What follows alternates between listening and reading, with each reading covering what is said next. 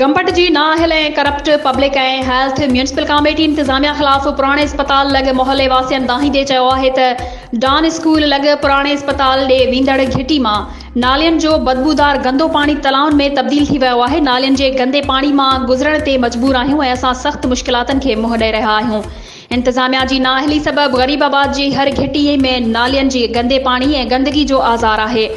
सफ़ाई सुथराई न थियण सबबि मोहल्ले जा रहवासी अज़ाब हेठि आहिनि। ॿारड़ा मुख़्तलिफ़ बीमारियुनि में मुब्तला थी पिया।